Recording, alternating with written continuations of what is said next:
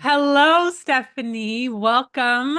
I'm so excited that you are here today. Thank you for being here. How are you? I'm wonderful, Elle. Hello. Thank you very much for inviting me. I'm very excited. So, today, friends, we are talking about everything and this is Bear. She's going to be jumping on and off of my lap today because she's, She's exploring. so She's saying hi. she's so cute. She's so sweet. She's a sweet baby. So today we're talking about everything you need to know about recreating your life after 40. And Stephanie Perry, our illustrious guest, is the perfect person to have this conversation with. Thank you for being here. I'm very, very excited. My name is Elle, and I help high achieving women recover from burnout by redefining success on their own terms. I am the creator of the Success Reset coaching program, as well as School of the Well Rested. And I find that a lot of my clients who come to me are in this period of reinvention and looking at everything that's happening in our global climate, everything that's happening in our political climate. It is the perfect time that a lot of women, particularly Black women, are looking around at their lives and being like, some got to change. That's Some right. some got to give. So, Stephanie, please introduce yourself. Please say hi. Let us know who you are. Hi, I'm Stephanie Perry. I'm a house sitter. I am a chronic, frequent job quitter. And I'm a full-time nomad. I've been bopping around the world since September of 2015. I haven't had one place to live since then. And I've helped quite a few other Black women do the same things. Yes. Yeah. Wonderful. Now, this is my inaugural interview conversation or conversation on this channel. And something I'm going to start doing is I have these patron saint candles behind me. I don't know if you can see them. And I have a wide collection of different Black women. And I'm choosing specific patron saints for each conversation. So I'm going to show you who I chose for our conversation for you. Oh, good. So the first one is Harriet Tubman. It's a patron Oh, saint because I feel like you bring Black women to freedom. You teach us about living abroad, house sitting, creating success on our own terms, defecting from Black excellence, all of these things. And, Harriet Tubman fought for one particular kind of freedom, and you are doing the same. So she's here with us today.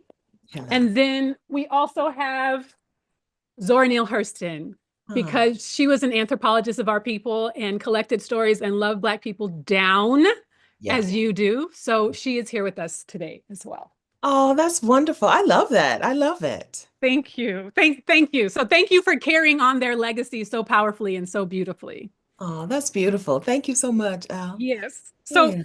I would love to know how you have been house sitting for 10 years. Can you give us your origin story? How did you get here? How Yeah. I was going to start breaking out into what's her name? Cox. How did you get here? Nobody's supposed to do. Okay. Do it if you can. Do No, I it. can't. I've heard you sing and you can sing. I am tone deaf. So we'll keep it rolling.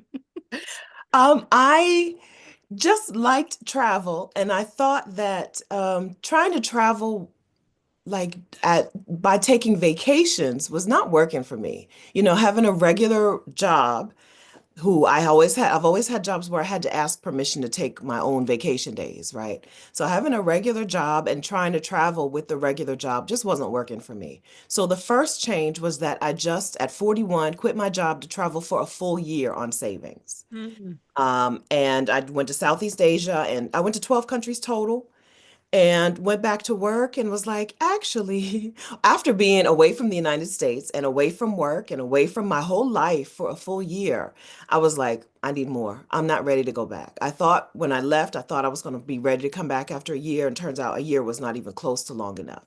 So then Mm. I Googled, how do you travel with no money? Because I had spent all my savings and I was not interested in working anymore and just traveling on vacation days. So I Googled, how do you travel with no money? And Google was like, oh, you should be a house sitter. Mm. And so I started house sitting. And what was it, if we can go back a little bit, what was it that you were like, I can't do this. I need to go. Like 1 year is not sufficient. What was it that you were leaving? So being out of the United States for a while really helped me, really showed me how work-centric we are in the US, how work is the center of our lives. As long as we're in somewhat of a sound mind and sound body, like not even, you don't even need both really, but as long as you're somewhat sound mind and sound body, you're expected to work and you're expected for work to be the center of your life. You're expected to try to fit in all of the other stuff in the crevices. And being out of the United States, I saw that that's not how other people live, right? They have a whole life, and then they work. Work is not the priority. Work is not how they introduce themselves, that work is not how they form an identity. Yeah. Work is not how other people relate to them. They're whole people. And so I couldn't come back. I didn't want to come back. I didn't want to come back to being a person who didn't get to have a whole life, right? And just had to squeeze things in from vacation to vacation, Yeah. having fun and joy and peace in my life only, 2, 3 weeks out of the year, having, all of those amazing experiences just once in a while and having to fight for that at that. It was really nice to see myself in a different environment, right? To just drop my whole life, Hmm. drop all of it and m- plop myself down into, another place and see who else I could be. Right. I knew Mm. that version of me. I knew the worker version of Stephanie. I knew the version of me that, you know, put work first. And even though I wasn't crazy about my job ever, right? But, the job just dictated my friendships and my relationships, and it dictated a lot about me. Um, and it was really nice to see when I'm in the Philippines at a, market, at an outside market, at an outside stall, who am I? Yeah. Right? Who am I when the stranger comes up and talks to me? Because all this time I thought I didn't like strangers. I thought I didn't talk to people. And it turns out I am a big talker to strangers person. Mm. What Uh, was the difference? What do you think shifted that for you? yeah, a lot of the difference was not being seen the way a Black woman in the United States is seen. In the United States, when people see me, they see a Black woman and they have an opinion on that. They feel some type of way about Black women. Immediately. Immediately. Mhm. They feel that we're supposed to be the workhorses, we're supposed to do for them. People automatically have a whole bunch of assumptions when they see me, a Black woman, a 40-year-old, more than a 40-year-old. Um, they have an opinion of who I am, who I should be, where I belong, where I don't belong, what I should do, what I shouldn't do, how I should help them, how I should serve them, what I shouldn't prioritize for myself. And being out in the rest of the world, they don't think about, they're not thinking about me.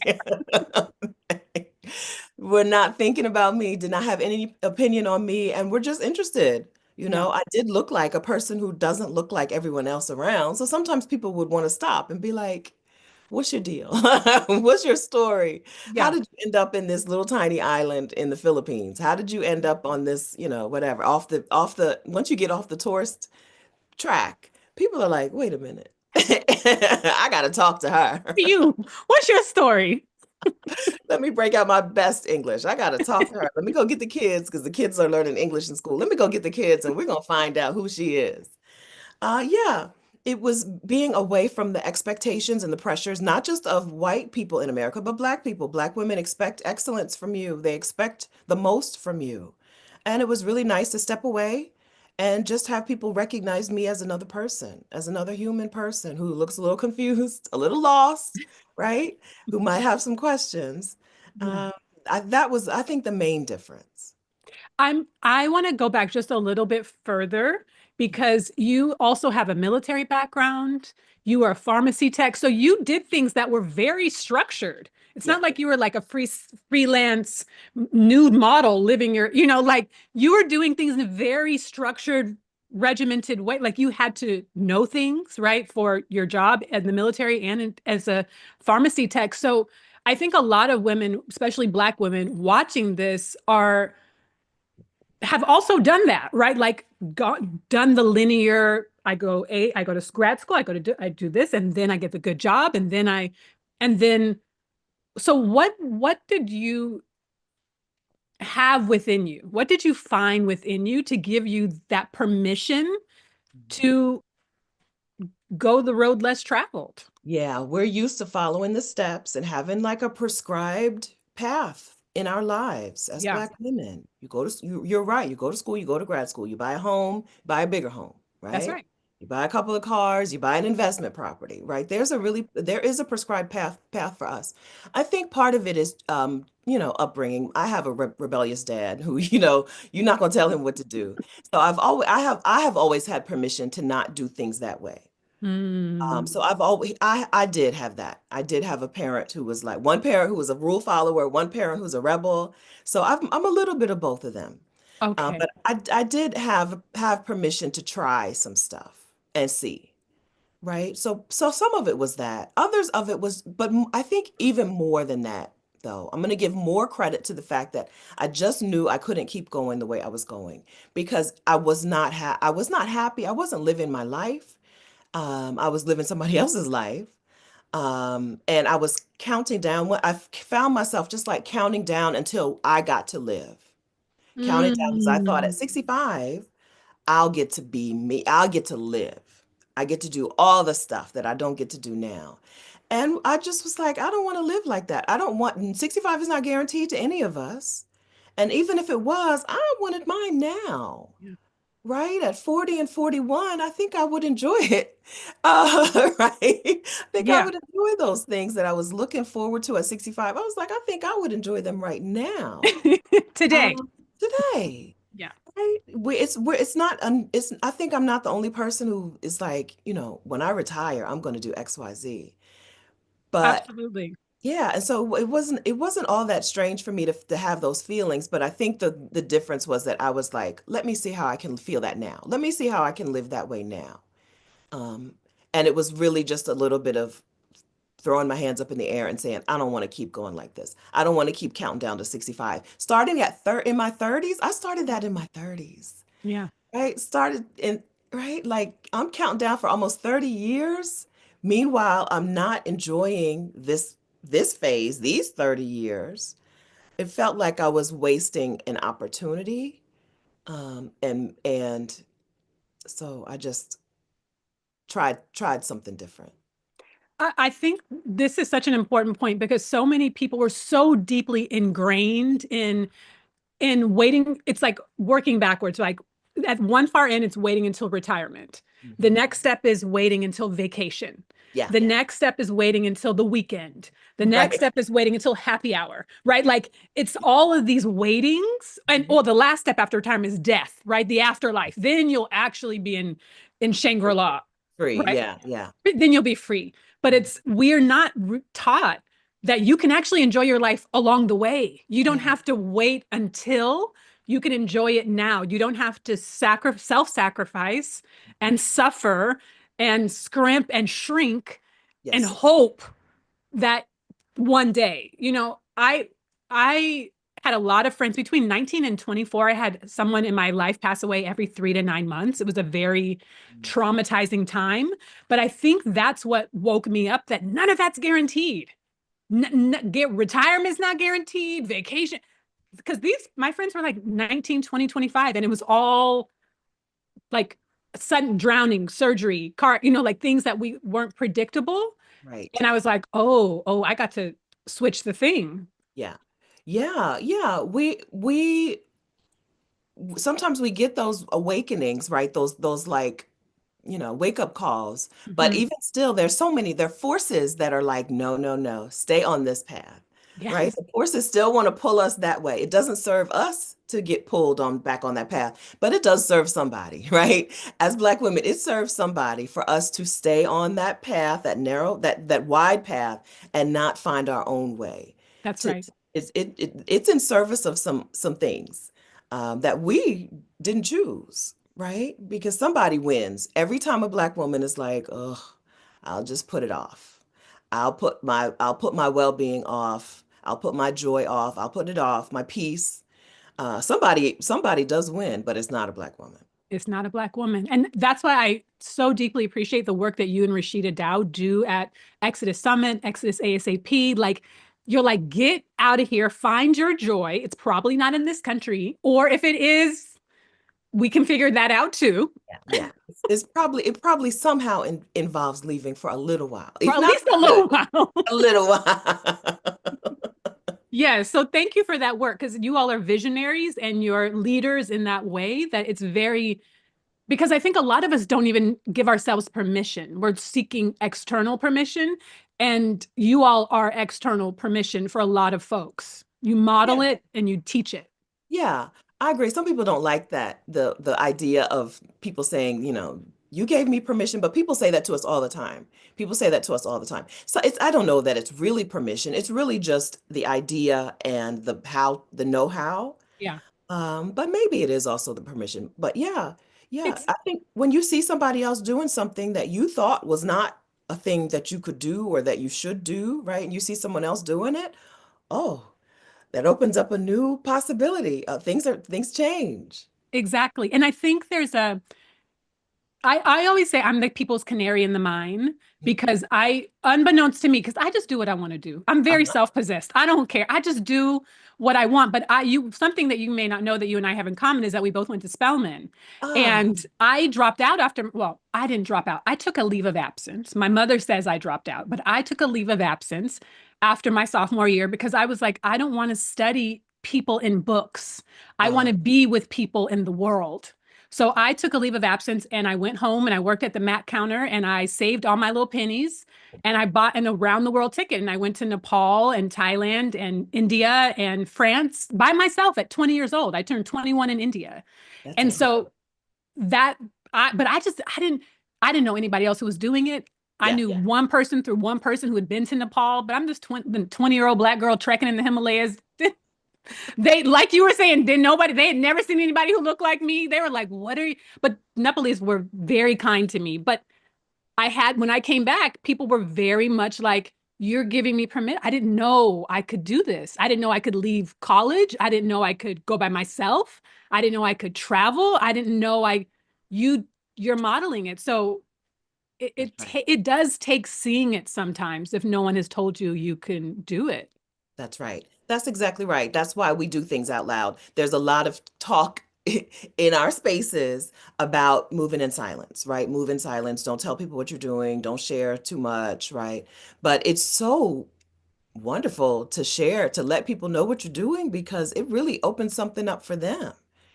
So that's incredible. I was at Spelman for 1 year. You left. I was asked to leave. I want to be so nosy and find out why, but we don't have to dig deep into the I was crates. just college just was not for me, and I was on the path that Yeah. let's do the thing. Everybody else is going to college. Let me go to college, girl.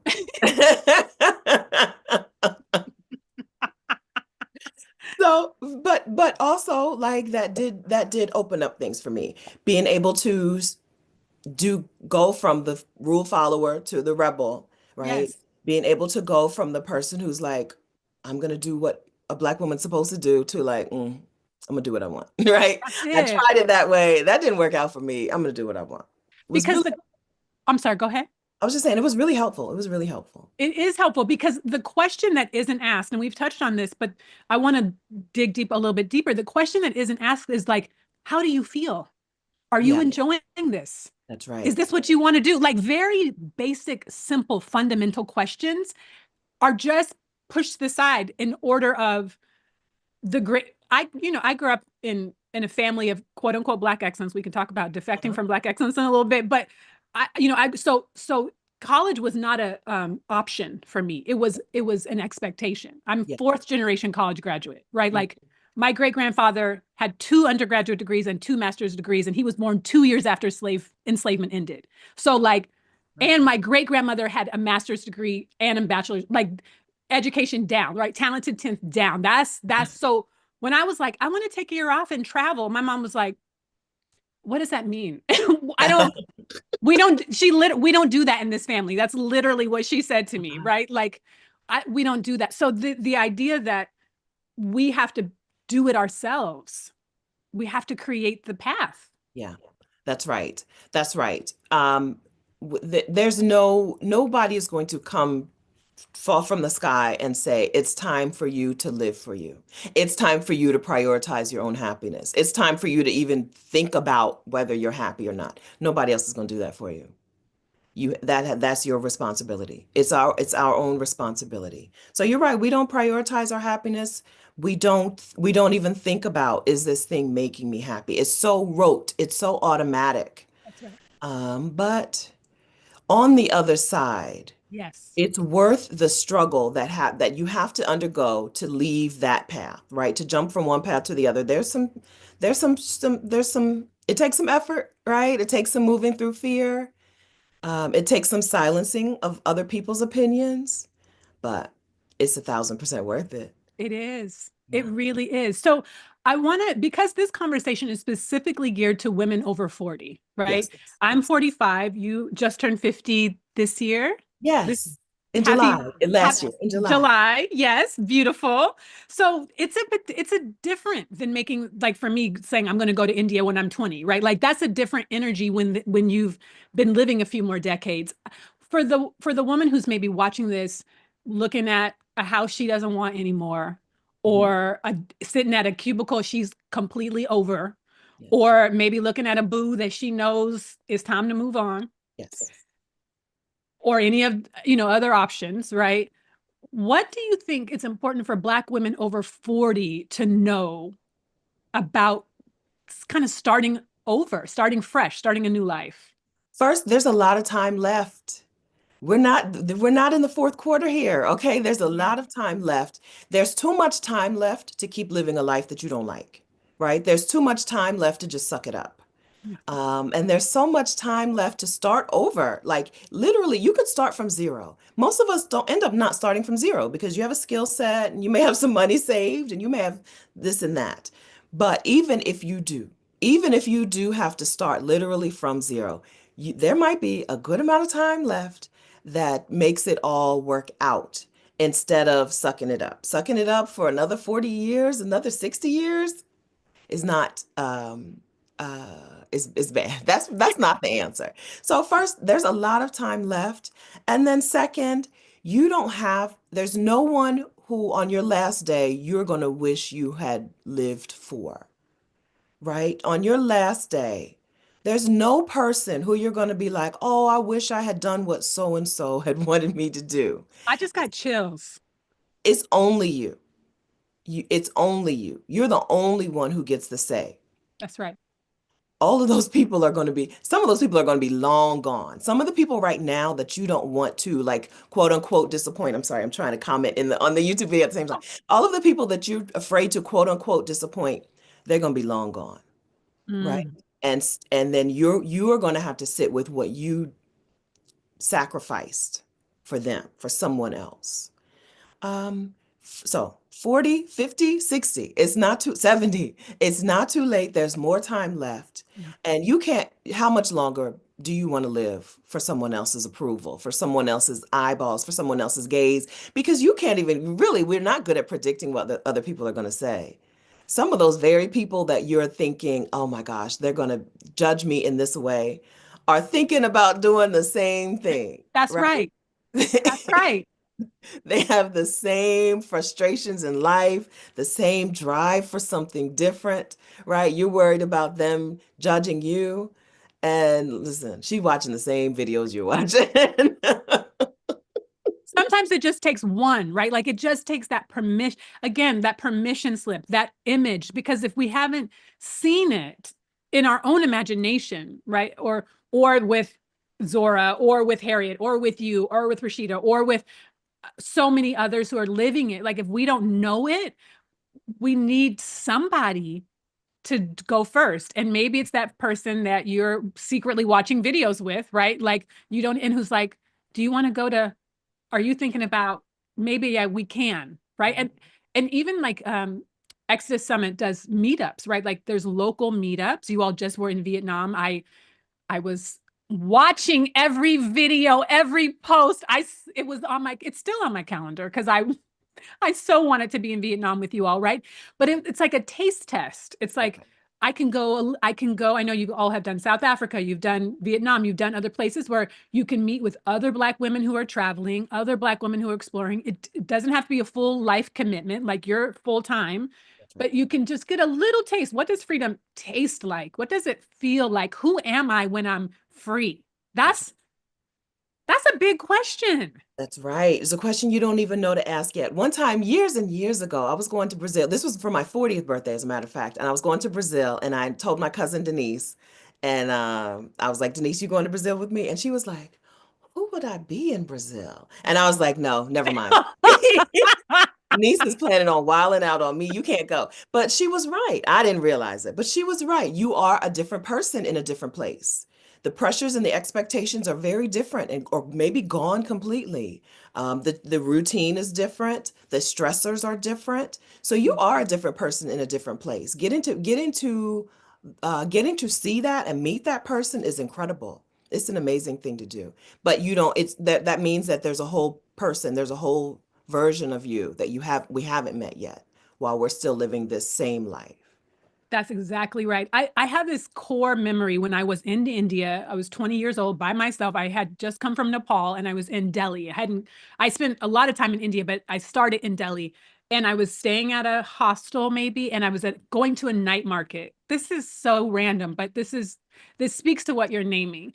And I was buying grapes. Now I'm this Black American 20-year-old girl in India night market by myself. This is, for the record, y'all, this was 25 years ago. This is Yeah. if I had to get online, I had to go to a cyber cafe. I had Lonely Planet paper books, right? There Ain't no was no iPhone. Google, there was no TikToks about it. YouTube didn't exist. Like this was manual, right?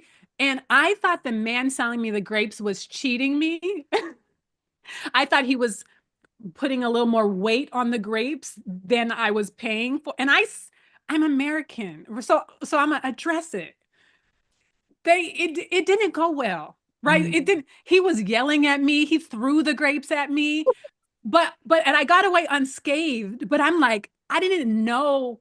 It didn't occur to me to be afraid, right? It uh, didn't occur. I didn't know that I was going to confront some Indian man in a random night market. Like it unearthed a part of me to resource myself, right? There was no customer service. I had to learn who would I be in this situation where I felt like I was being cheated. Was he cheating me or not? I don't know. I don't know. I don't know. he But was I that he probably was right. But it strengthened that my voice. good. It strengthened that power in me to like be like, oh, I got this. Yeah, there are a lot of situations when you're out there, when you're out traveling, where right, you get to tap into something. You're like, oh, I didn't even know I had that. Where our lives normally, like our US lives are very habit based. We do the same things over and over, and we go to the same places, and we see the same people, and we have the same foods. And when you're pulled out of that, that is where you find other versions of you. Those, when everything is a challenge and everything is new and everything is a decision, right? Yes, We don't realize how many new decisions you have to make every day when you're in a new place.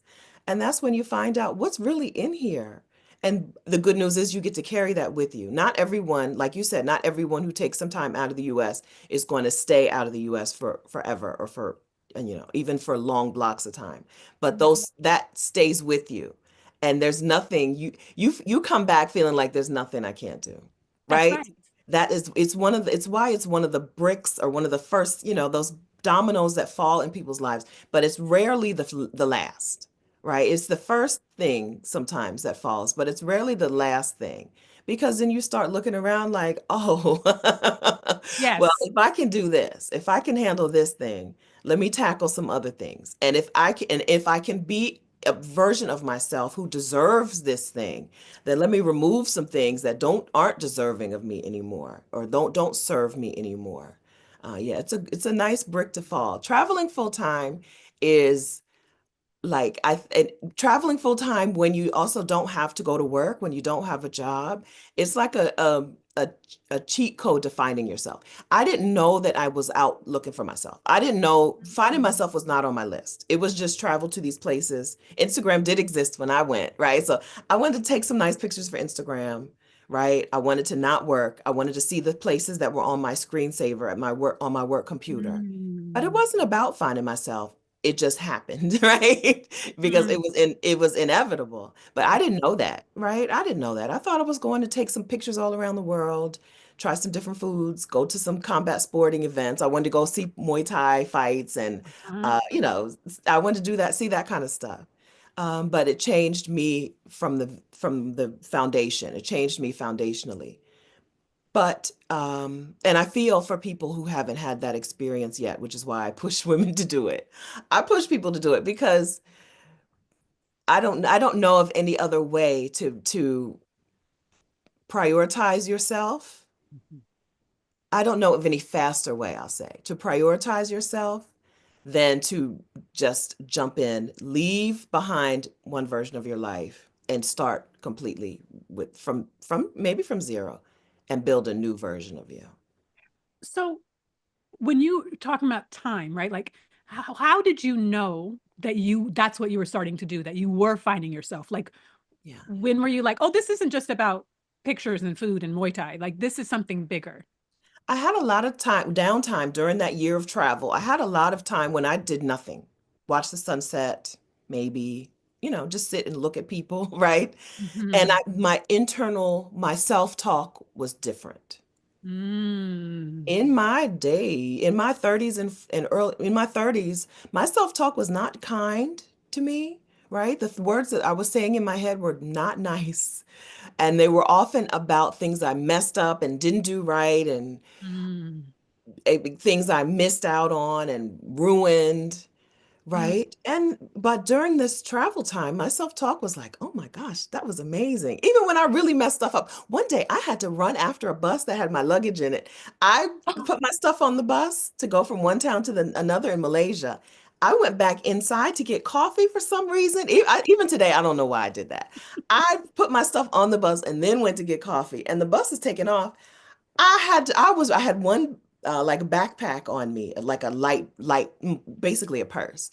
All my other stuff in the bottom of this bus, going to another town that I've never been to in a country where I don't speak the language. I was running and waving that bus down, right? Did And it after, stop? yes, the Okay. bus, I'm on I the would edge of my have to seat. I had to run like maybe 500 meters or something, not very far, because he was moving slow. I don't know why he was moving so slow because he had room to just take off. But he was moving slow. Maybe he knew that I was missing. I don't know. I'm yelling and running beside the bus. And I get on the bus and I'm like, man, whew, that was awesome. You I was feel like, alive. what? The version of me in the United States would have been like, Stephanie, that was so stupid. And what were you thinking? And how did you do that? And you always and every time, and you deserved, right? And this new version of me was like, man, I did it. I Yes. just ran a bus down. That was awesome. So I heard the self-talk change in the, during the trip, in the middle of it. Do you think that was based on location alone or what shifted? Because some people would bring that self-talk with them, Yeah. So what do you think contributed to that a permission in your mind even? Yeah.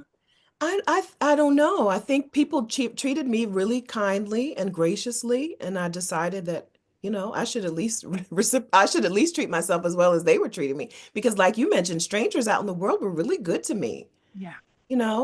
Over and over again. I was places lost or didn't know what to do or didn't know how to navigate, didn't know how to even in cities like Lisbon, I couldn't figure out how to buy my Metro card and a person just came and I just was like, it was happened to be rush hour. And so I just let the man take my card and put it in the machine and buy my card for me and give it back to me. People were just kind and kind and kind to me. And so maybe some of that was me saying, well, the least I could do was be that kind to myself. Yeah. Yeah, I think some of it was that. Some of it was the being guarded, having to be a guarded person, which is how I felt like I had to grow up living in Ohio. I felt like I had to be kind Mm. of a guarded person. Um, some of that was like learning to be unguarded, right? And enjoy the fruits of other people being kind to me also helped me like unlock some stuff up here. right? Mm. I didn't have to be guarded with myself anymore either. Yeah, I think a lot of things went into the self-talk change. Some of it was on purpose because I did hear some of the self-talk with all that free time, and Yeah. on purpose, I worked at not sounding like that in my head. But I think it all worked together. And I'm going to give strangers a lot of credit for that, though, because people were so good. As Americans, we're told how dangerous everyone is, how bad everyone is. You're not safe anywhere. And man, people have looked out for me over and over and over again, all over Truly, the place. truly.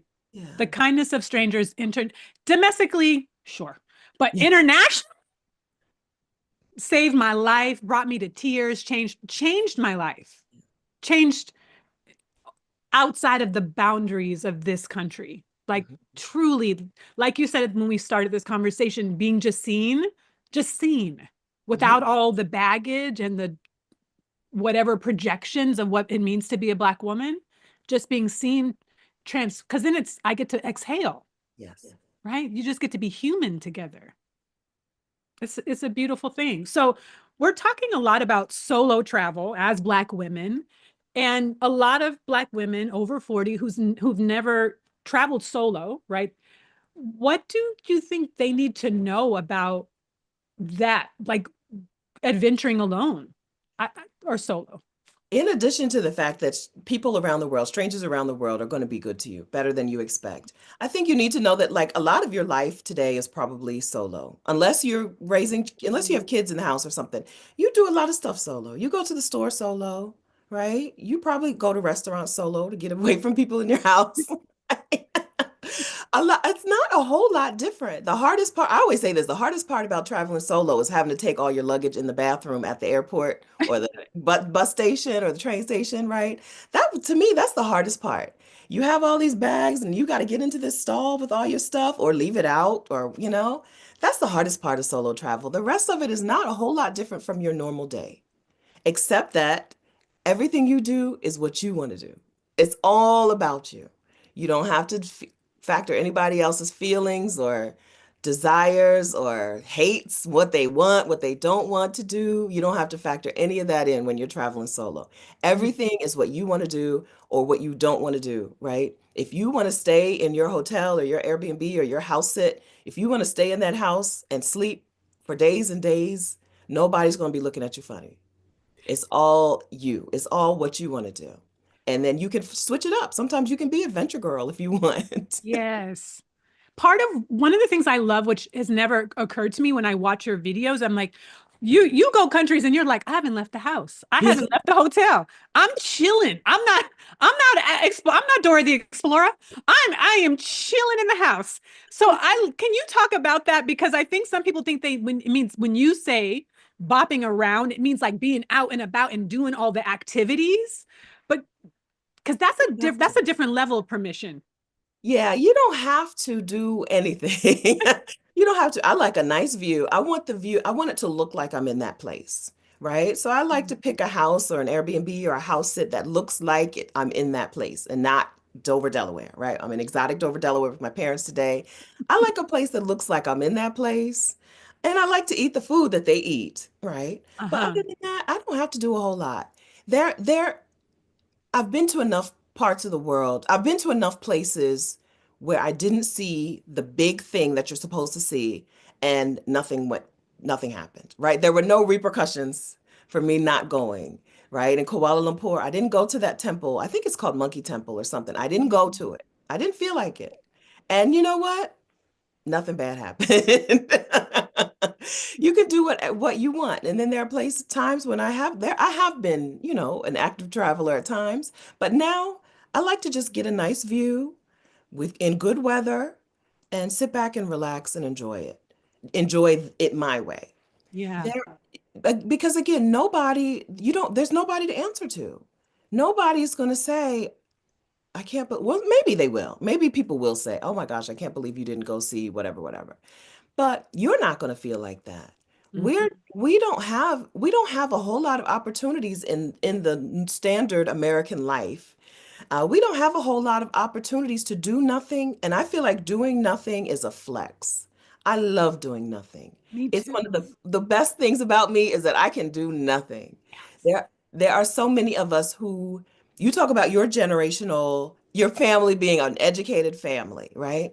There are many of us who are, including yours, many families who are work hard families, who were strive families. It's a really nice luxury to not do those things. That's right. It's a gift to be able to not do those things. When I see it like that, I don't feel any kind of way about saying I was just in Veracruz, Mexico, and I didn't see Veracruz. I don't know. I had a beautiful view. We had a lovely pool, really nice. The pool was great. I don't know. I can't tell you anything else except for I saw the grocery store. That was it.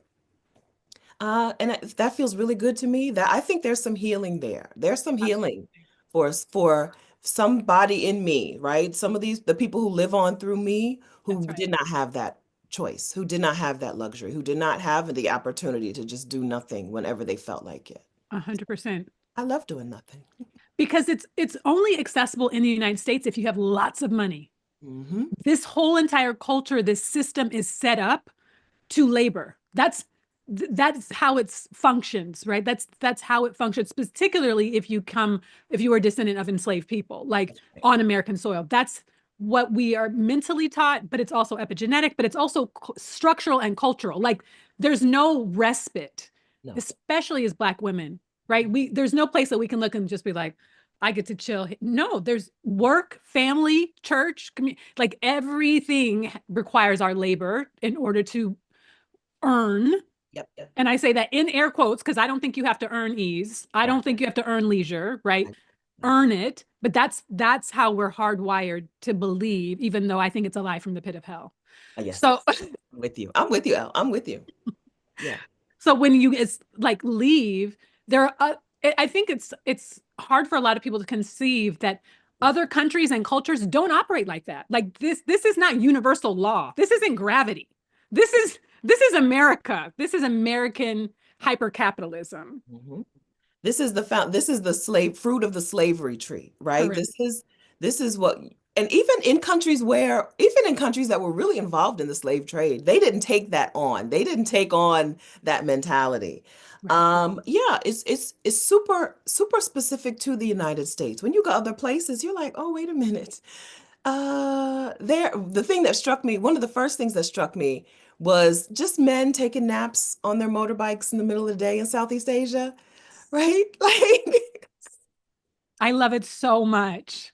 I don't know if some of them I assume were like moto taxi drivers who were just sleeping on, but some of them were men who went to work and then left work, got on their motorbike, stretched out on top of the motorbike, and took a nap in the middle of the day, and then proceeded to go back to work.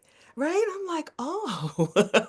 That's human, right? Like that's healthy, that's functional, not working. Do you remember a few months ago, there was a Black woman, I believe she was a Black woman who was at, I can't remember what corporation she was, Chase but Bank or something? Yeah. right. They found her days after she had passed away at her desk. Mhm. The United States is the epicenter of exhaustion. Yes. That's it. Yes. Everything works around as long as you can function exhausted, we don't care. If Don't you care. pass away at your desk. And the set so that's sad and it's cruel.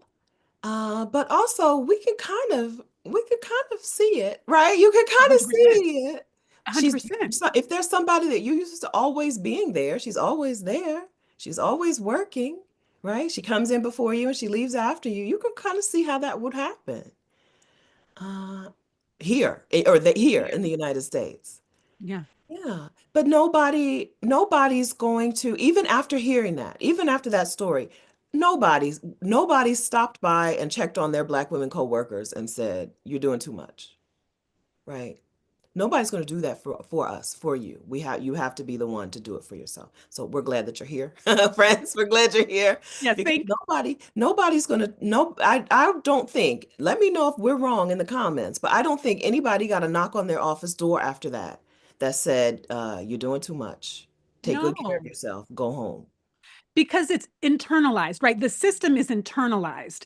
And as I've said, I identify as a Black excellence defector. Love it. I am very proud of that because, Yes. and I want to be clear. I love excellence. I love excellent customer service. I love excellent food. I love excellent beauty. I love nice things. I'm not saying give me the crumbs from the table. I love excellence, but Black excellence to me is a particular form of self-sacrifice, Yes. suffering, of becoming the martyrs Mhm. and the sacrificial lambs in order of a mythological greater good that will hopefully address something. But at the end of the day, Black excellence is a response to white supremacist domination, cruelty, and oppression. That's it. That's so I, I would even say Black excellence is anti-Black.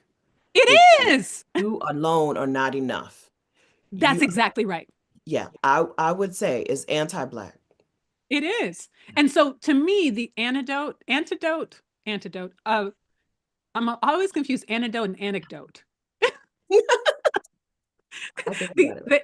the antidote of Black excellence is you have to radically know that you are more than enough, that you Yes. were born excellent and nothing has changed. You have to know that, and there's nothing to prove. If you know that, you can unhook.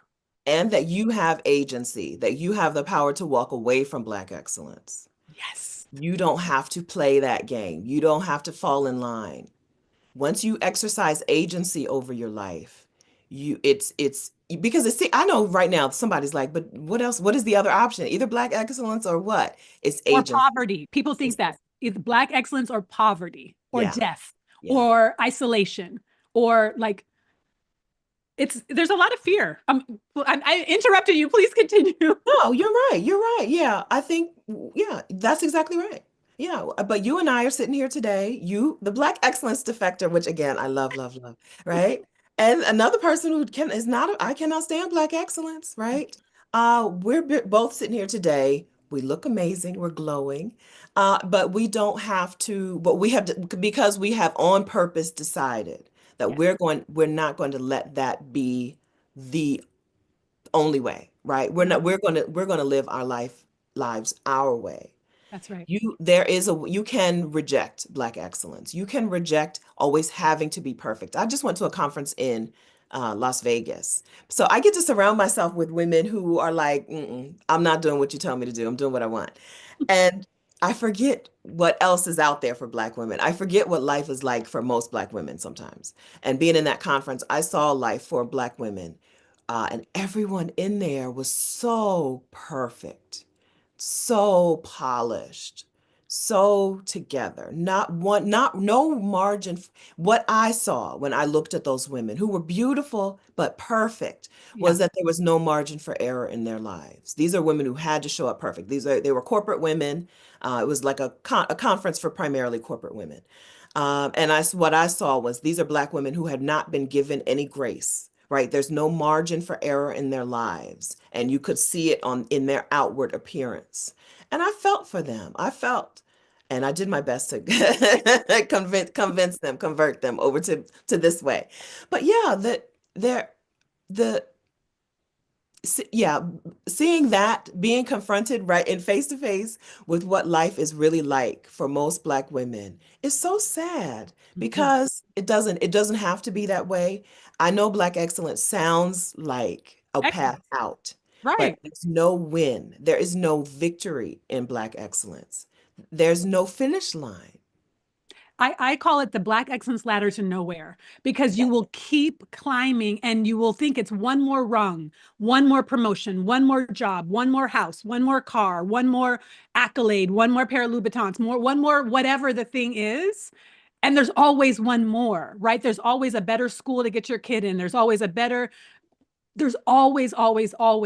the rat race to it's and they no one is asking these Black women the same questions we talked about earlier. How are you feeling?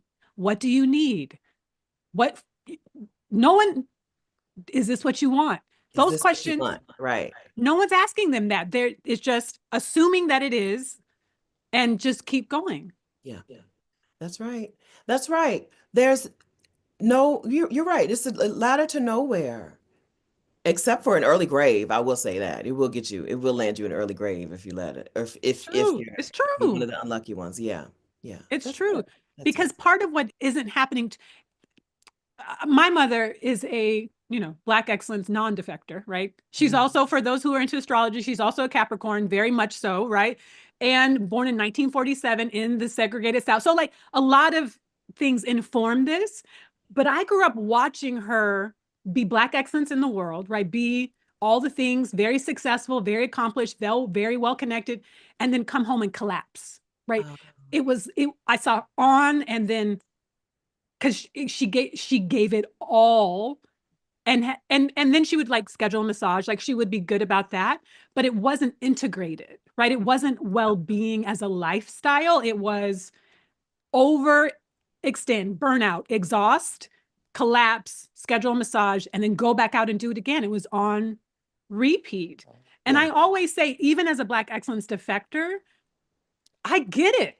yeah. I get where it comes from. My mother grew up in a village in rural Texas that to this day has never been bigger than 1,500 people. To this day, right? Like she came from that and created this life, incredible life in through she integrated the dorms at University of Texas. Like I get what the boomer generation had to do in Yeah. order for me to even have the audacity to call myself a Black excellence defector. That's right. That's right. That's right. No, no. So someone said the other day something about we're not our ancestors. I'm like, I don't, I hate that. I hate that statement.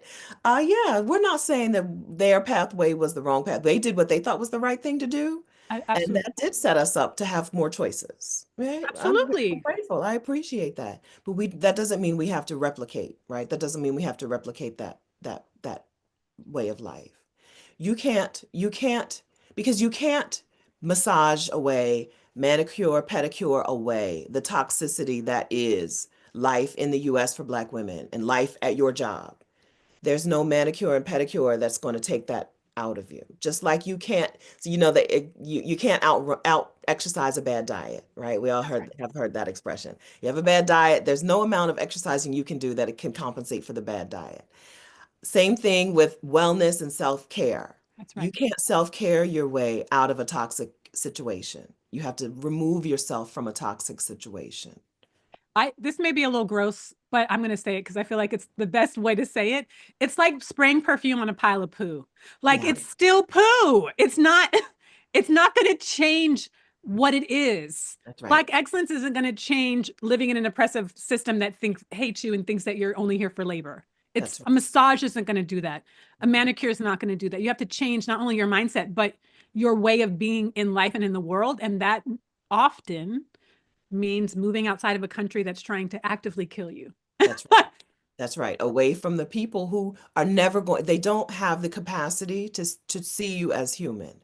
The work and the struggle, the straining is trying to convince people that you are human and worthy of being treated with some humanity. That's right. But they, there, it, though, but peop there are people who are not capable of making that change. There are people who are not capable of seeing you that way. And so there's nothing that you can do. There's no degree, there's no award you can win, no degree you can earn. There's no amount of money, there's no neighborhood you can move into that will make people who don't see you as human view you as a human person.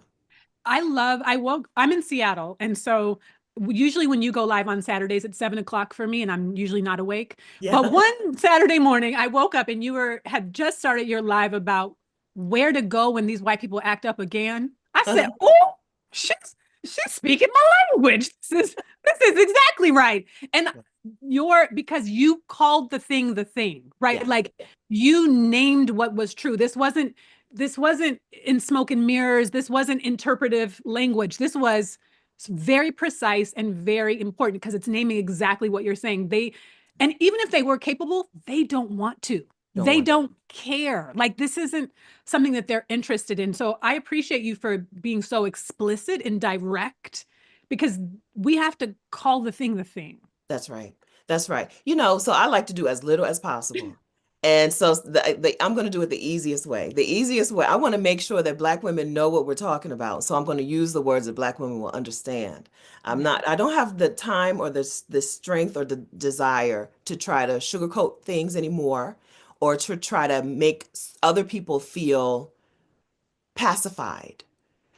I think another thing that I realized during that year of travel back in 2015, that first year, is I didn't realize how much of my energy in the day went towards helping white people feel okay with me. Talk about it. I didn't realize that. I just how much of with every interaction, and even when they weren't even around, even just when I'm getting ready, right? How much energy it took from me to help white people feel okay with me, to not feel like I'm a threat or not feel like I'm a this or that. And then being out away from that was like, oh, maybe this is where some of the good energy and the good feeling came from. I no longer have to spend my time doing that stuff. And that was a wonderful like thing to find. And now I'm just not interested anymore in doing it, right? So there's a version of me in her 30s who would never have put that out on the internet, right? Who would never have made a video called Where to Go When Mm. These White People Start Acting a Fool. I think there's a version of me who would have been like, well, you can't say that. Uh-huh. You can infer it and other people would imply, you can imply it and let people infer what you're saying, but you can't say those words. Um, but thankfully, I no longer put energy into helping white people feel more comfortable. It's nice. More And energy for me. more energy for you. And I made this video on this channel where I talk about being why I'm leaving Seattle and Uh-huh. the gentrification, but also I live in a building of really terrible human beings. When I was gone, one of my neighbors was recorded breaking into my apartment with her key. And to this day defends herself by saying I didn't know anybody was there. I had a subletter who was in there, and it was the first day that he came in, and he was like, "What is it?" And he, as a millennial, took out his camera and recorded it. And I was like, "It never would have occurred to me." Yeah. But still, she defends herself. And wait, where was I going with this story? I don't, I don't. Not making people feel comfortable anymore. Oh, so when I shared, we have a listserv in my building, so I shared the video with our listserv, and people, other residents in the building, I live in an artist building, defended her, Yeah. right? Yeah. Defended her. So I was like, oh, all y'all crazy. Yeah. At the time, I was the only Black person in the building. There's one other Black person now. I was like, oh, I'm ignoring everybody. I am in the building, my sunglasses on, my headphones in. I act like they don't exist. But that level of like you were talking about defending is also exhausting. Yes. That is also exhausting to ignore people because I like people. I like speaking. I got home training. I want to say hi, right? Mhm. But not because I don't know who's an op and who's not. I don't know who's going to try and break in my apartment when I'm out of the country and who's not. I don't know who's going to defend insanity Yes. and who's not. So I'm just ignoring everybody. So whether you are smiling in their face and being friendly, that's exhausting. Whether you're ignoring them, that's exhausting. Like we just have to get to higher ground. Yeah. That's right. That's a wonderful way to put it. Yeah.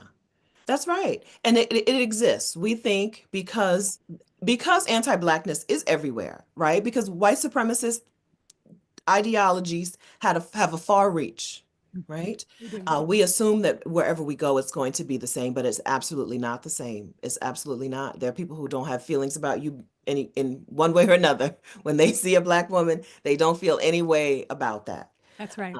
And then, you know, they have their own, people have their own like internal or countries have their own internal struggles, and it's often not with Black people. So they're not checking for About us. us. What I'm saying, it's not us. They're not checking for us. Uh, No, yeah, and it's we have to remove ourselves from these kind of things. That should not be the way that you have to live, right? You shouldn't have to put up a boundary. So I put up a boundary in like elementary school when we moved from a Black place to a white place. That's mm, when I started putting up that boundary, that wall. But we shouldn't have to live like that. We're naturally friendly and warm people. Let's be able to go to a place where we can express that instead of having to suppress it to protect ourselves. that's right. And just for the record, because I know it may sound weird, why does she have a key? We don't have on-site building management. So we had AM key holders, PM key holder, and A in case you got locked out of your apartment. So Okay. she was a PM key holder. That's why she had a key to my apartment. We were not friends. She was already a terrible human. I ignored her anyway. So we had no relationship. There was no reason. So in case, I know I didn't tell the whole story, but in case it's like, well, why did she have a key to your apartment?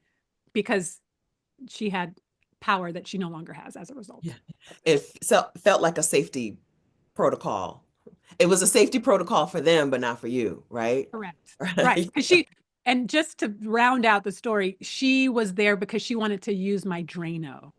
Oh She, goodness. she Steal. She was, was there to steal she's anyway. to steal. She was there to burglarize my Drano.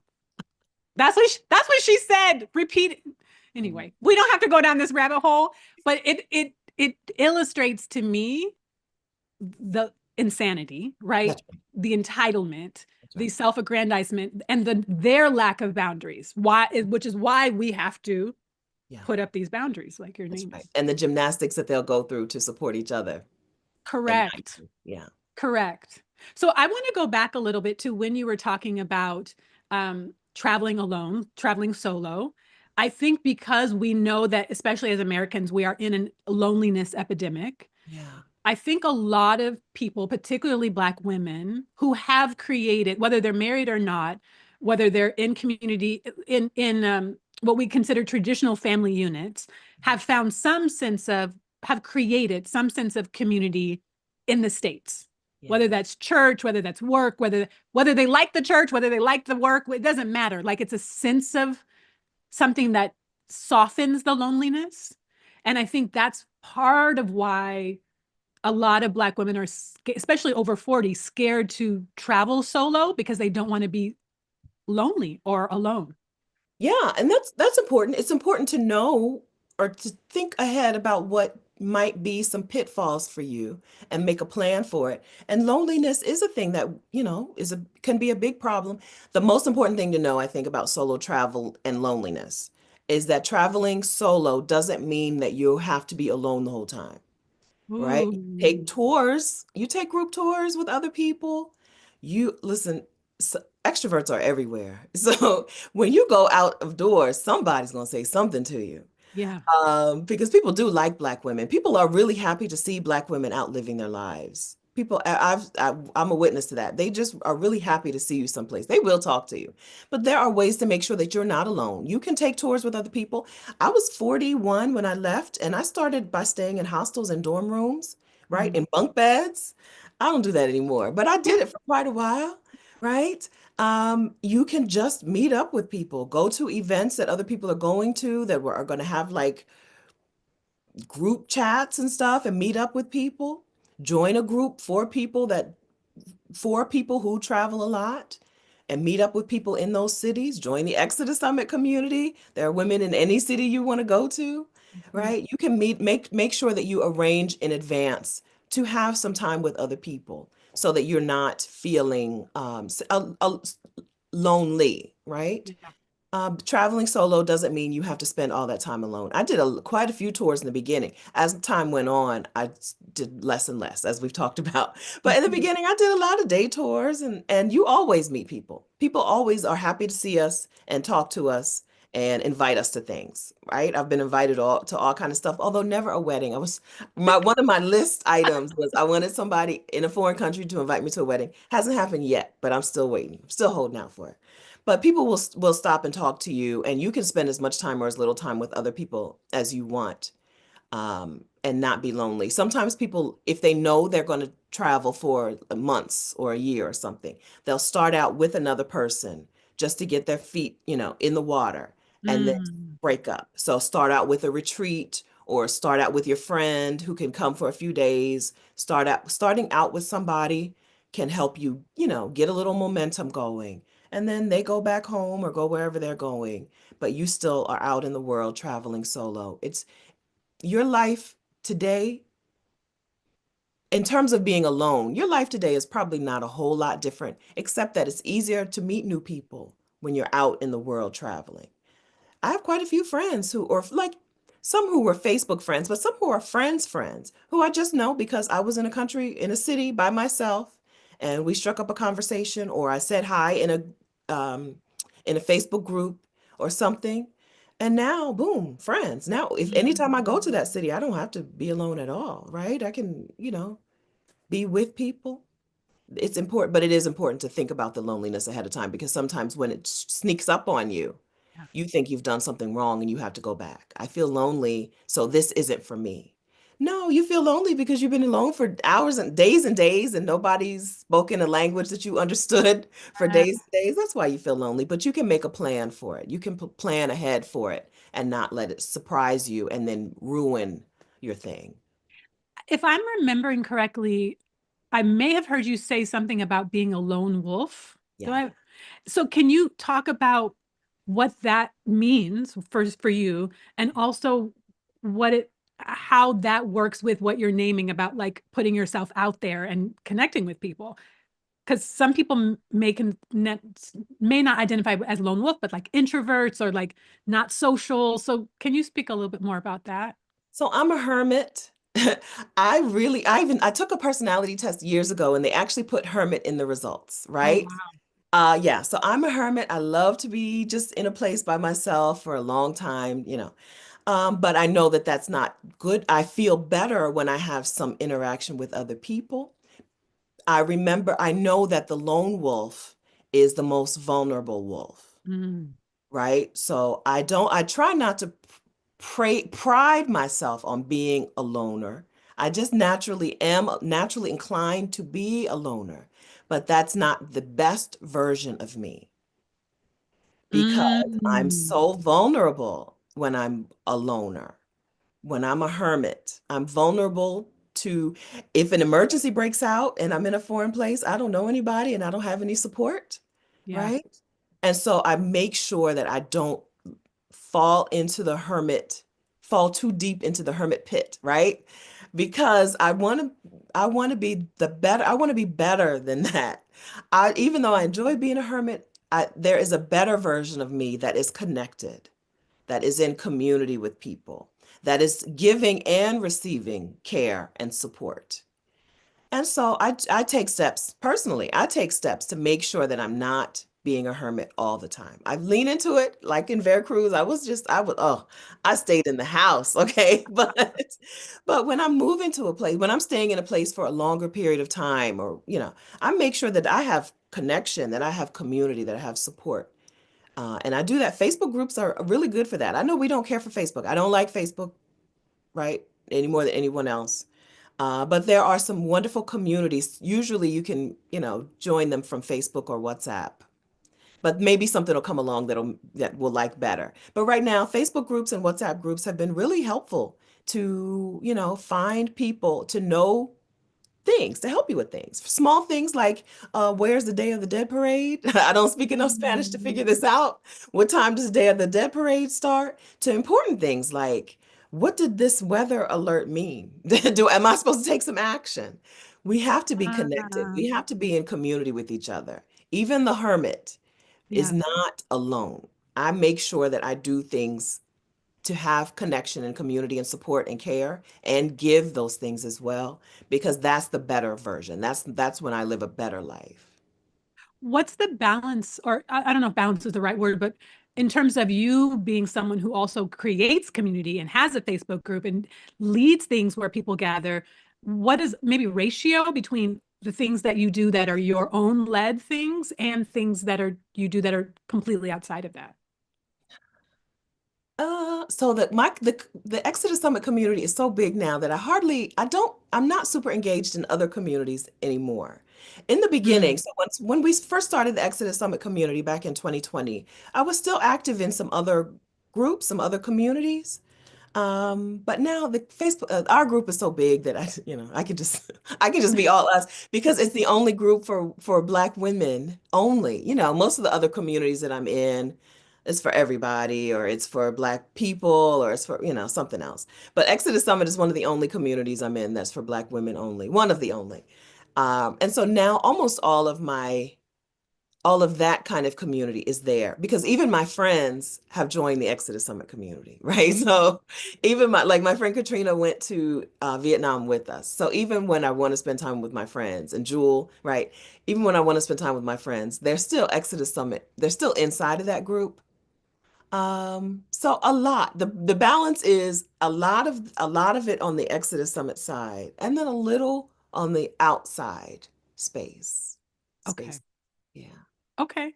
I have a question. So I took your YouTube challenge, and we still have our accountability group that meets on WhatsApp. Oh, good. And I asked them if there was anything specific that they wanted to ask you Okay. about this topic. Yeah. But I want to say the channel of the person who asked. So I'm just going to look into the chat because I forgot to write it down. Okay. Oh, that's So I'm good. just gonna get her channel so I can say the channel name and the question verbatim for exactly what she wanted to ask you. So please just bear with me for a moment. But I will say her channel is about plant-based living Okay. and creating. Okay, her channel is called, hold on, The Plant Plan. The Plant Plan. So everybody please follow The Plant Plan, Lindsay, over The Plant Plan. And her question is, what are some tips that you can give for letting go of your past self? Starting over often requires being okay with a whole new chapter, but there's safety in the I know how to do or be this old thing. Yeah. Yeah. So I was just talking about that the other day with Rashida. I was like, some people are so tied to who they used to be.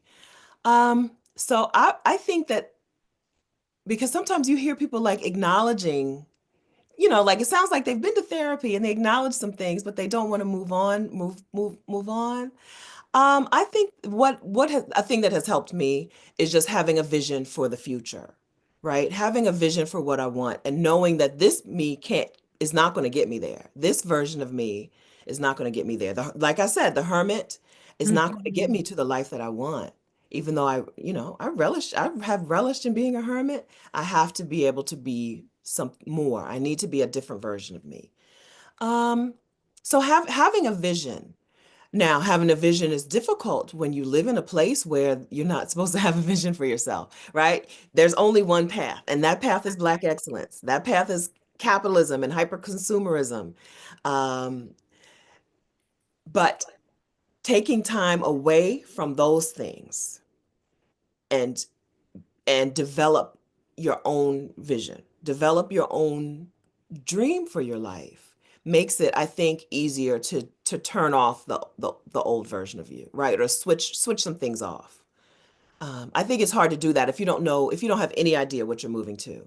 And that's not to say that you have to know exactly what you're moving to, but you do. I think it helps to know, yeah, have a vision, have an idea of what you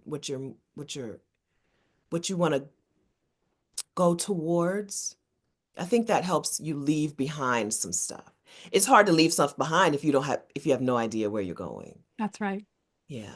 That's right. And as a plug, that's what we do in the Success Reset coaching program. So if that question and this answer resonate with you, check out the link in the description for my 3-month coaching program called the Success Reset, because it is hard if you don't know and you've never even given permission to imagine. Mhm. We're not given permission. And I think in the United States, Black women are the only people who are not given permission to imagine, to dream, to decide what you want for yourselves, right? Other people, they they're maybe Black people. I'm going to go with Black people, right? We just don't, it's just not done. It's just not expected. We're in survival Tell us- mode. Yes, always. Mhm. Always. Yeah. Can you tell us for the Success Reset coaching program, how do we know if we're ready? How do I know if I'm not far enough along in my new life to come to coaching, or if maybe I'm too far along? Who is it for? Mm.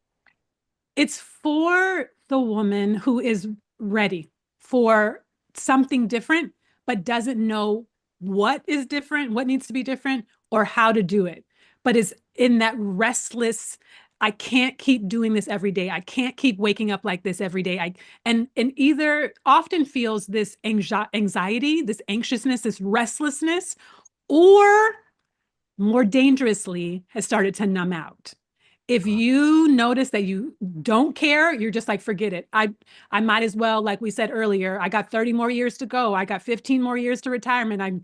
I'm just biding my time. If you've reached that point where you're biding your time, but you haven't fully let go, it's the perfect time for Success Reset, because Success Reset isn't about releasing your accomplishments, your ambition, your achievement, but it's about realigning with what's authentic for you, true for you, which may be questions you have never asked yourself. Mm-hmm. Yeah, I did some numbing. I was on a job where we went to happy hour, and it was expected that we were at happy hour Thursday night, Friday night, and then we would get together on Saturday. We didn't even work. Most of us didn't work on Saturdays. We would even get together on Saturdays to get hammered drunk, right? Because the job was not the worst, but it was just, one of those jobs where we were in touch. We talked to customers all day at work, and and it was kind of expected. That was like the thing. You're supposed to go and get numb so that you can, make it another week and That's go right. do that. And I don't think we recognized it, well, no, I don't think we didn't recognize that was what it was. But when I look back, I'm like, oh, we were all doing it, and it was encouraged and That's right. supported because they knew that that was the only way to keep us there. That's As soon right. as we were like, I don't like this. I don't like the way these people talk to me, and I don't like this, and I don't like that. We were out of there. We were out the door. That's right. Yeah, No, but we don't recognize numbing, I think. I don't. no, because it's normalized. Mhm, Right? And it's socially enforced, like you're naming, and it's rewarded. Because mhm. if you didn't, I'm imagining, or someone didn't, they would be considered the outsider, right? Yeah. They're the outlier. They are not following the rules, these He's so good. unspoken expectations. Uh-huh.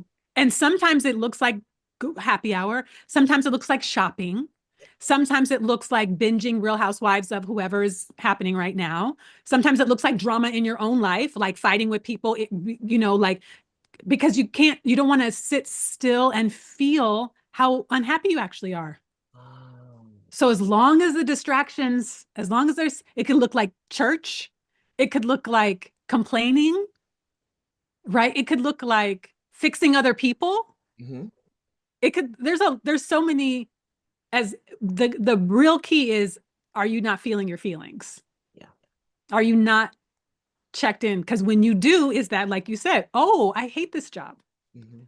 Oh, I hate this person I married.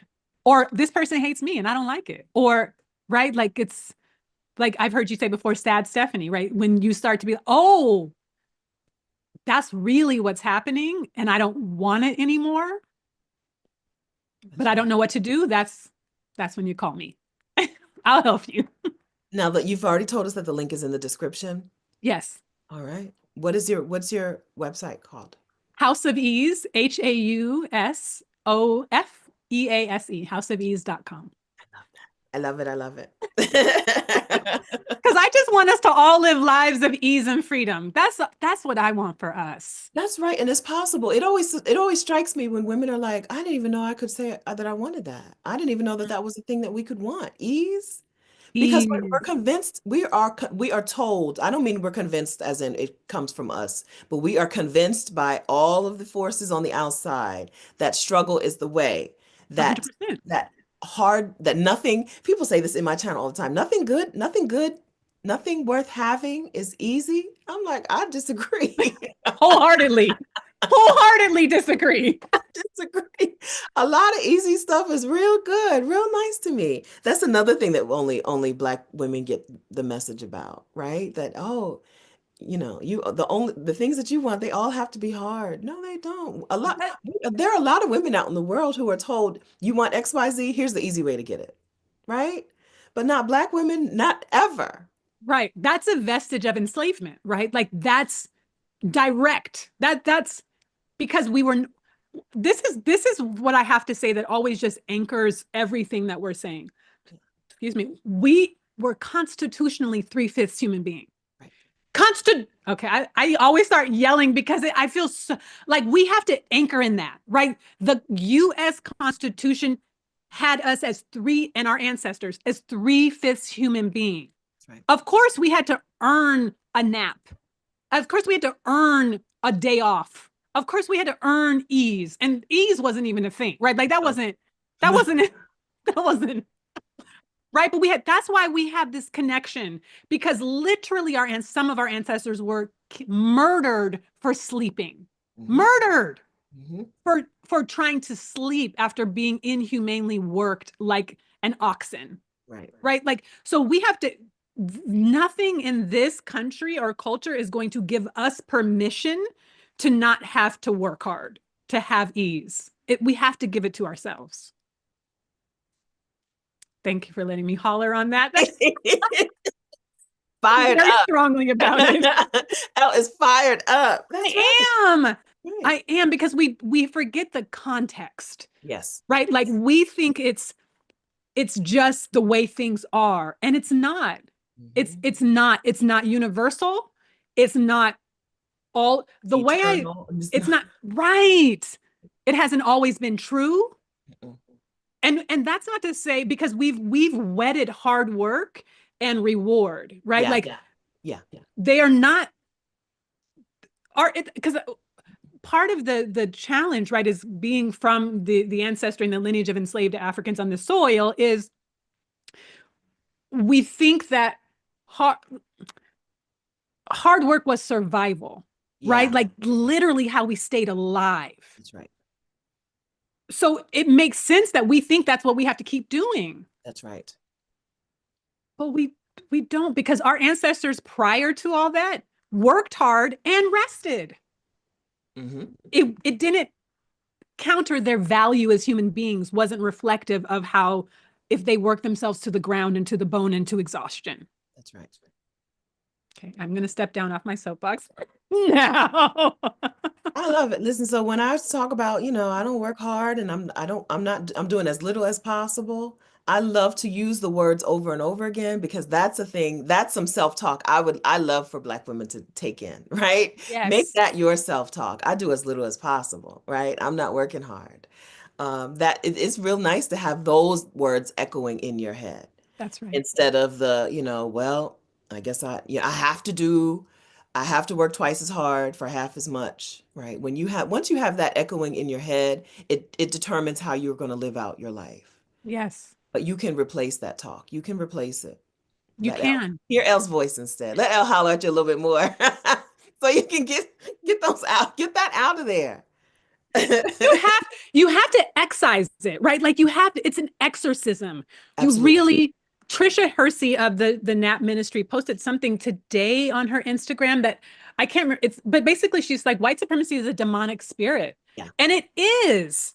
You have to excise it out of your psyche, out of your consciousness. Bear's curious now. You have to excise it, because otherwise it will dominate how you think about yourself, how you think about what you can have, what you deserve, what you're worthy of, that you have to work hard and work yourself to the bone to eventually, when you retire or have a happy hour or a weekend or holiday, then you get to finally receive the fruits of your labor. And it is a complete rewiring. Yes. Yes. You have to reprogram. That's right. Right? If this was programming, you've got to be deprogrammed and reprogrammed. That's right. Unlearn, right? Rachel E. Cargill calls it the great unlearning. You've got to unlearn a whole lot. I recommend you quit your job. Start with quitting your job. Give yourself some free time to do it, because it is work. There is some work, and I don't mean that in the hard work way, but there is some work that has to come so that you can do that unlearning, so that you can do that reprogramming. That's right. It's nice to take some time and focus on those things, because, like you just said, it's not going to just magically happen. It doesn't just happen. No one's going to come down and wave the magic wand and magically it appears. You have to rewire, reprogram. You have to, if you want what you know you want. In some, is as we're talking specifically to Black women over 40 about reinventing themselves, because reprogramming is part of this reinvention. Is there anything else you want to make sure that they know and keep in mind? Yes, community, connection. You have to be in community with people who are on this similar journey. Mhm. Right? Because what we know for generations and generations is one thing, right? And you want to do a different thing. You're going to need to be in community with people who are going to help push you along a little bit sometimes when you start to fall back, right? It's kind of, you want to get in a place where the current can take you a little bit. Some of it is just who you're with. When Mhm. you see other Black women prioritizing themselves, when you see other women over 40 making choices and decisions that um, before seemed so foreign to you, it's going to help you move along in that same path. So get in community with other people who are going that way. You're going to get enough of the other message, right? You're going Right. to those messages don't just stop because you say, I'm 40 now and I want to live a new way. Those people still think what they think and they're still going to say what they say. And those systems still operate how they operate. But That's you need to find community, find people who are working towards the same thing you're working towards. If you don't know what it is, I bet you some of those women are inside of Elle's coaching program, right? If you don't know what it is yet, go to a place with other people who are searching, yeah. right? Who are in a work in progress, so that you can have some of the good messages in to you. I don't know that we can drown out the other stuff.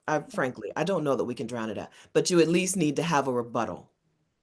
You at least need to be able to refute when they say we're meant to work hard, pay bills, and die. You need to be able to say no, not me. I don't know about you, but absolutely not me. Um, so community. These are even the hermit, even the loner is saying, please don't try and strike out on your own. I don't mean that. I mean, don't do it all on your own. You can start out on your own if you want, but don't do this all on your own. Because listen, I'm afraid they're going to come back and take you because that lone wolf is vulnerable. They're Yeah. going to come and get you back. Okay. Community with other people who are on a similar journey, have some similar interests, who are willing to reject some similar things will Yeah. make your journey, your path easier. And I think ease is what we all want. Absolutely. I I want to say I'm going to ask you about what you're up to, but Okay. before we do, I want to just zero in on what you named because you said these systems are not stopping. And I think part of what's important in what you're naming too is that you have to create your own system. Yeah. It's not probably going to dominate the dominant system that we're living in, but you have to create your own system of community, of resources, of support, of people who get the conversation that you're in and that you're having, just to stay in the frequency, to stay in the energy. Because if you stay around the negative Nellies and the poo-poos and the people who are going to pick apart and they're miserable too Yes, they are. and not willing to take the leap, it's it's not a good setup for you. No, no. Yeah, it's defeating, Yeah. right? It's really defeating to not see anybody doing this thing. You want to do this thing. You don't have anybody else to lean on when you need to lean on. You don't have anybody else to just basic things like answer your questions.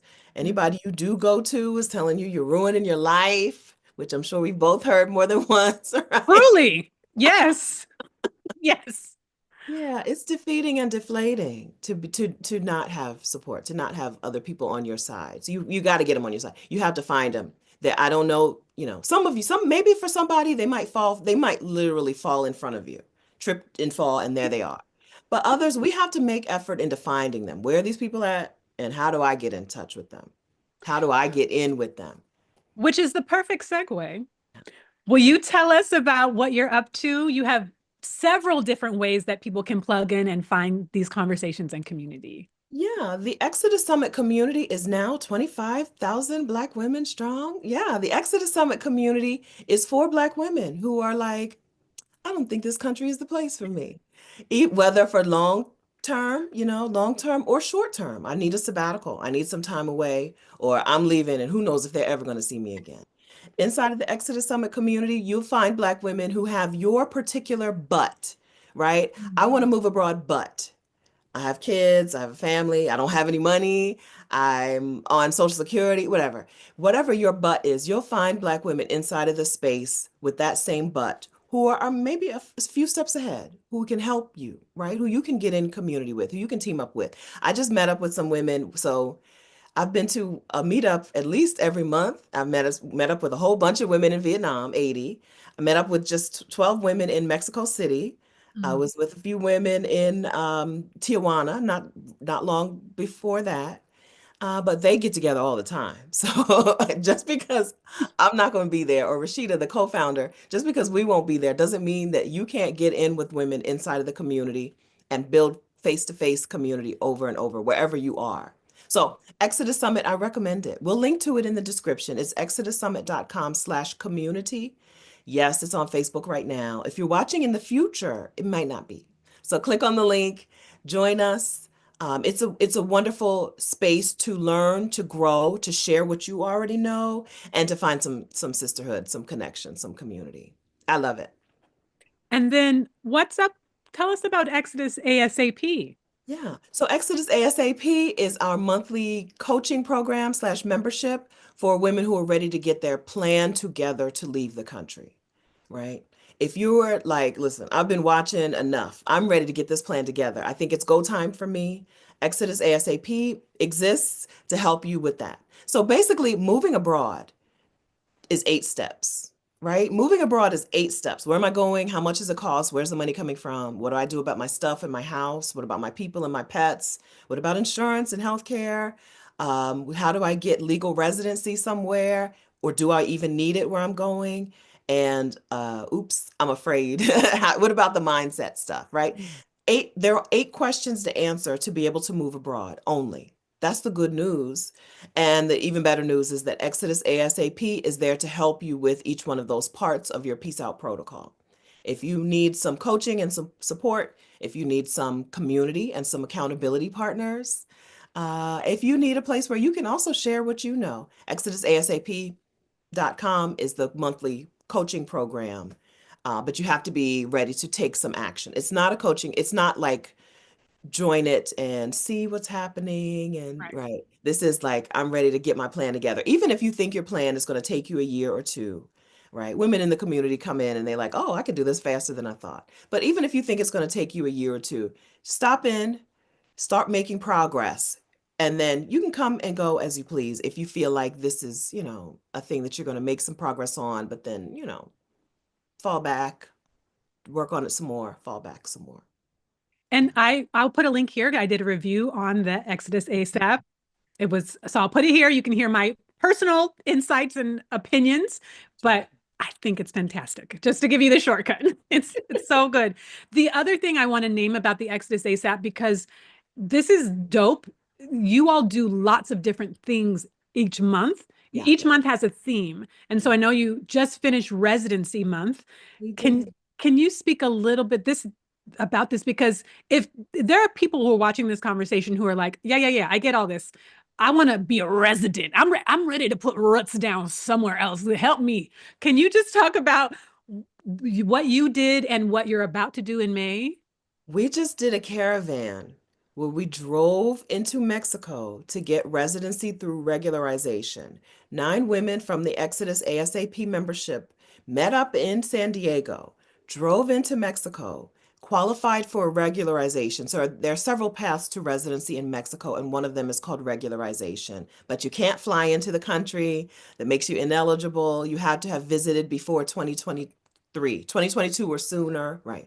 So we met up, we drove, we were all strangers. None of us knew anyone else, except, they were all in the membership, but none of us had met before. We drove across the border, stayed together and met with a facilitator and got residency in Mexico. I now have my 4-year temporary residency in Mexico. And before that expires, I can apply to become a permanent resident of Mexico, right? In a matter of days, we took care of this, and we're doing it again in May and also April. Another group of women inside the community are doing it in April without me, right? They're going without me, but yeah, we're getting things handled. When we started residency month, I said, I want residency, or when we came up with the idea for residency month, I was like, I want my Columbia residency, but that's going to take a while. And then relations with Colombia and the United States Mm. started, dwindling, going bad. Things started going bad with Colombia and the United States. And so Colombia looks less and less certain, right? I feel less and less certain that I'm going to Oh, qualify for residency in Colombia. okay. And so I was like, I know I qualify for Mexico. Let me get Mexico taken care of. I have it. So now, even though I don't plan to live in Mexico, I don't plan to, but I might because I love it. I now can live there. I can enter Mexico when I feel like it, stay for as long as I feel like it, which is important because sometimes people fly in and they only get 7 days on their tourist visa, right? Stay Mm. for as long as I feel like, and I can live there. I can even get my parents' residency there under my residency, right? Sponsor them. So if things continue the way they're going in the United States, I don't have to feel panicked at the last minute about where am I going to go and where are we going to go. So it feels really good to have that taken care of. And it's a thing that we did inside of the Exodus ASAP membership, and we're going back in April and May. If you want to know more information, I would come to the Facebook community, ask some questions, and then Mm. we'll let you know if the membership is the place that you want to be. Beautiful.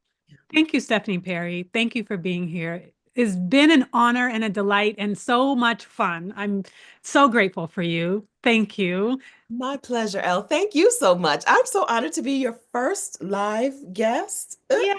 Yes. Thank you so much. This was amazing. So what you're doing. So as I've said already, being a Black excellence defector is, I'm so proud of you, first of all. I'm so Thank proud of you. you. But Thank you. also I'm so glad that you're doing it out loud, that you're talking out loud Mm. because so many Black women feel like, listen, I can't keep going like this, but they don't yet know that there's another way. They don't know. Yeah. And so I'm so glad to see you out here talking publicly, helping Black women, helping women, serving women, so that we no longer have only one way to live and die, that we can live a full life on our own terms. I'm so glad to have you in this space. We're sisters in a movement. Yes, I'm honored. Thank you. Thank you for leading the way, leading the charge. Thank you. And rallying the troops. I hate Yes, to keep having all these military references, but I don't know what else another way. But thank you. you're welcome. Rallying the queens, rallying the Yes. Formation. We're getting a formation. formation. Yes, Let's thank you go. for getting us information. Yes. My Thank pleasure. you. Is there anywhere else that you want to be found, Instagram or any other socials that you want to be found on? My YouTube channel is called Stephanie Perry. As Elle said, yes, I go live. It's 7 a.m. Eastern time on Saturdays. I mean 7 a.m. Pacific time on Saturdays usually. But you can pop in, stop in. 7 Pacific, 10 Eastern. My YouTube channel is Stephanie Perry. You'll like it. I want to say this too. This is my last thing that I'll say. As I mentioned, I'm in Seattle. It's gray, it's cold, it's wet most of the year, but I'm very good at laser beam focus. But on moving on in general, but I've been focused on leaving the country. And when I just have your YouTube channel going all the time, that keeps me in the frequency, keeps me locked in to liberation. Because even I'm like, oh, it's raining, it's cold, it's da, da, da, da, all the things. And I'm like, nope, put Stephanie Perry on, listen, any video, really anything, because you are in the energy of it. So if you're watching this video and you're just like, this sounds like an interesting conversation, but I'm not necessarily ready to dive headfirst in, please dive headfirst into her channel because she's got tons of videos. They're so good and they're going to get you in the mindset and the possibility models because you have so many incredible guests on your channel that please really binge. I mean, please, I implore you. Please, please, and thank you. Yeah, add us both. So go ahead Yeah. and hit subscribe while you're here. Hit subscribe, right? And then, Yes. we're here for all of your I'm 40 and I want to live a different way needs. We're here. Yes. We're here And for I'll you. be on your channel in May. I'll be on your channel live in May. That's right. That's right. We'll have a different conversation. Yeah. Yeah. We're going to talk about your Time in, can we tell them your time in Rwanda.